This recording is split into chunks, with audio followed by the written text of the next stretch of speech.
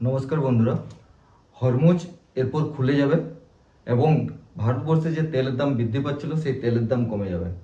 হ্যাঁ, এই কথাটা হয়তো সত্যি এবং কতটা এটা কার্যকরী হবে কতটা হবে না তা আজকে বিস্তারিত আলোচনা করব।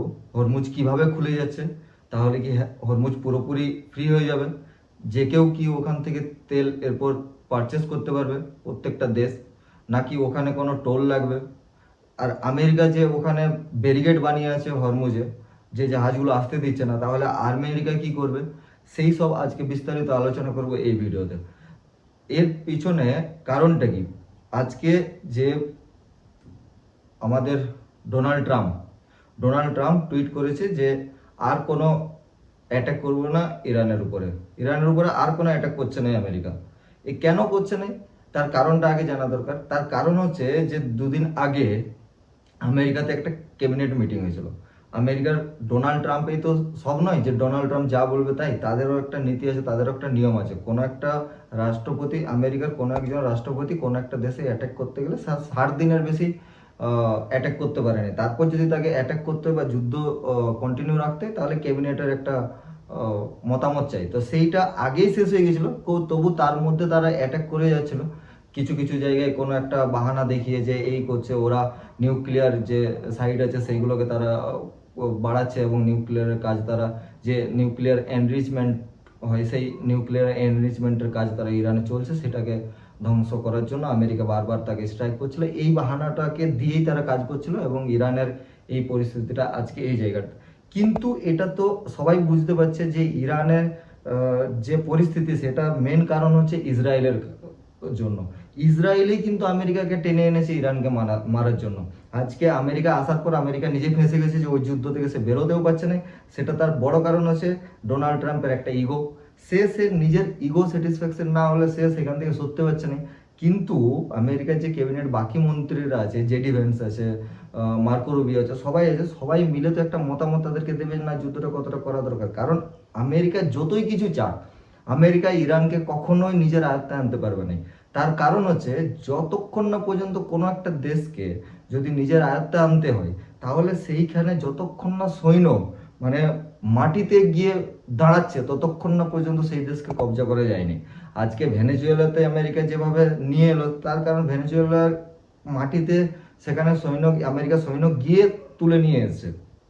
কিন্তু ইরানে আমেরিকার সৈন্য কিন্তু পৌঁছায়নি। সেখানে কি হয়েছে, সেখানে তারা স্ট্রাইক করে যাচ্ছে, এয়ার স্ট্রাইক করছে, আজকে এখানে বোমা ফেলছে, কালকে ওখানে বোমা ফেলছে।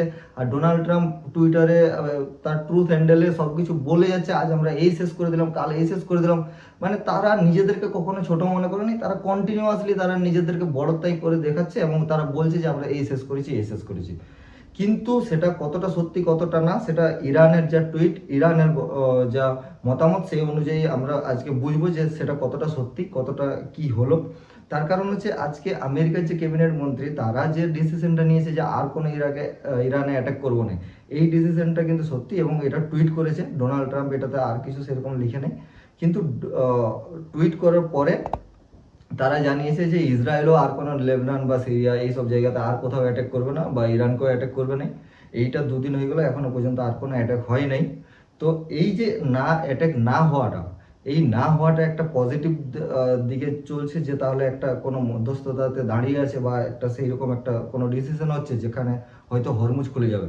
আমেরিকা একদম বলছে যে এরপর আমেরিকা হরমুজ থেকে তারা সরে যাবে এবং পুরো হরমুজ হচ্ছে আগে যেমন ফ্রি ছিল, যে পুরো সেখান থেকে যাওয়া সেই পর্যায়ে নিয়ে আসা এবং সেটার জন্য এই হরমুজকে খুলে দেওয়া এবং সেখান থেকে যারা তেলের নিজের দেশে আমদানি করে বা রপ্তানি করে, সেটার জন্য ঠিকঠাক চলে। কিন্তু বড় প্রশ্ন হলো এই যে কথাগুলো, এই কথাগুলো হচ্ছে আমেরিকার হাত থেকে বা আমেরিকার টুইট, আমেরিকার যে ট্রুথ আছে, বক্তব্য আছে তাদের, সেখান থেকে এটা। কিন্তু এটাতে ইরান কি বলছে সেটা হচ্ছে বড় প্রশ্ন। ইরান বলছে যে না, আমেরিকার কাছে আমরা কোনো মধ্যস্থতা যাই না, আমেরিকার কাছে আমরা কখনো মাথা নত করতে যাই নাই। আমেরিকায় এসে আমাদের কাছে মধ্যস্থতা করার জন্য বা করার জন্য তারা মাথা নত করছে, আমাদের কোনো দায় পড়ে নেই যে আমরা তাদের কাছে গিয়ে মাথা নত করবো এবং আমেরিকার কাছে আমরা হারবো, এইরকম মেন্টালিটি আমাদের নাই। আমরা এখনো যুদ্ধ করতে রাজি আছি, আমেরিকা যদি চাই যে তারা মধ্যস্থতা করতে, আমরা রাজি আছি। কিন্তু হরমুজের পুরা টোল ট্যাক্স আমাদের লাগবে, নইলে সার্ভিস ট্যাক্স লাগবে, যে কোনো মানে টাকা ইরান ওখান থেকেই কালেকশন করবে, যে একটা জাহাজ বেরোনোর জন্য আমাকে এত টাকা দিতে হবে, বা এই যে নিয়মটা সেটা ইরান নিজে করবে, এবং এটা নিয়ে তারা একদম স্থির। এই জায়গা থেকে তারা একদম নড়াচড়ার কিছু নেই যে না ঠিক আছে আগের মতন ফ্রি করে দেবো, আগের মতন কিন্তু ফ্রি হবে নাই, এটা কিন্তু ইরান জানিয়ে দিয়েছে। কিন্তু ফ্রি না হলেও আমেরিকা যদি ওখান থেকে সরে আসে, তাহলে বাকি যে দেশগুলো আছে, ভারত আছে বা বাংলাদেশ আছে, এইদিকে চায়না আছে, হরমুজ দিকে যেসব দেশগুলো তেল নিয়ে আসে, তারা হয়তো ইরানকে একটা ট্যাক্স দিয়ে বা টোল ট্যাক্স হোক বা সার্ভিস ট্যাক্স হোক, এই টাকাটা দিয়ে সে কিন্তু নিজের জাহাজকে একদম সুরক্ষিতভাবে নিজের দেশে নিয়ে আসতে পারবে। এইটা হচ্ছে মেন কারণ। আজকে যদি এটাও করতে না পারে, তাহলে কিন্তু বাকি দেশের প্রবলেম। আর আমেরিকাকে এখন আমেরিকা বুঝতে পেরেছে যে আমরা শুধু এয়ার স্ট্রাইক করে ইরানে কিন্তু ঢুকতে পারবো না। আর এই যে ডোনাল্ড ট্রাম্প বড় বড় কথা বলছে যে আমরা আজকে ওয়ার্ল্ড ওয়ারে যে সেকেন্ড ওয়ার্ল্ড ওয়ার মানুষ দেখেছে তার থেকে বড় কিছু অ্যাটাক করতাম ইরানের, কিন্তু ইরান চাইছে এই মধ্যস্থতার জন্য আমরা অ্যাটাক করলাম না। কিন্তু এটা আমেরিকা যতই বলুক নিজেদেরকে বাড়িয়ে, বা মার্কো রুবিও যেভাবেই বলুক না কেন, ইরান কিন্তু এই দিকে কোনো মতামত, তাদের যা বক্তব্য রাখছে, তারা যে টুইট করেছে সেই টুইট অনুযায়ী কিন্তু এটা একদমই বিশ্বাস করার মতন না। কারণ তারা যদি, ইরান যদি চাইতো যে না তারা মধ্যস্থতা করতে চাই, তারা স্যারেন্ডার করতে চাই, তাহলে কি হতো, তাহলে তারা এই মেসেজটা দিত না বিশ্ববাসীর কাছে যে আমরা হরমুজের নিজের কন্ট্রোলে রাখবো, হরমুজকে কারো হাতে ফ্রি করবো না এবং কারো হাতেও তুলে দেবো না। এই যে মেসেজটা, এটা কিন্তু অনেক বড় মেসেজ, এবং এটা কতটা কি হয় সেটা পরবর্তী সময়ে আরও দেখতে পাবো। যে এই যে এখন বর্তমান ডিলটা হওয়ার চেষ্টা করছে আমেরিকা এবং ইরান বা ইসরায়েল সবগুলো মিলে, এই যে জায়গাতে, এই জায়গাটা কতটা কার্যকরী হবে কতটা কার্যকরী না, সেটা ডিপেন্ড করছে যে ইরানের উপর। ইরান কি চাইছে, ইরান যদি এক কাঁটা নিচে নামে হয়তো হরমুজ ছেড়ে দেয়, তাহলে হয়তো একদম পুরো ফ্রি হয়ে যাবে। আর যদি চাই, যে আমেরিকার মধ্যে একটা সব থেকে বড় ইগো আছে, যে আমেরিকা যদি ওখান থেকে পুরো সরে যায় আর ইরান যদি ওইখানে নিজে কন্ট্রোল করে, তাহলে আমেরিকা কিন্তু হেরে যাবে, পুরো বিশ্ব জেনে যাবে যে আমেরিকা হেরে গেছে।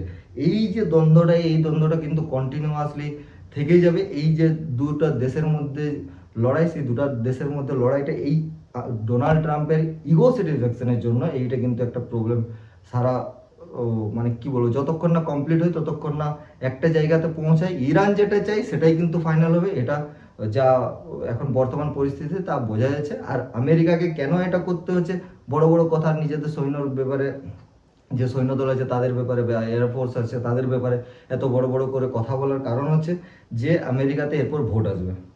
এরপর ডোনাল্ড ট্রাম্পে কি কি করছে কি কি না, সেটা কিন্তু সেখানে জনগণ জানে। এই যে ঘটনাগুলো, এই ঘটনাগুলোকে কেন্দ্র করে কিন্তু আজকে আমেরিকার পুরো ভোটটা কিন্তু দাঁড়িয়ে আছে। ডোনাল্ড ট্রাম্পের পার্টি জিতবে কি না জিতবে, পুরোটা কিন্তু এই যুদ্ধ, এই সব রিলেশনগুলোর উপর ডিপেন্ড করে কিন্তু দাঁড়িয়ে আছে।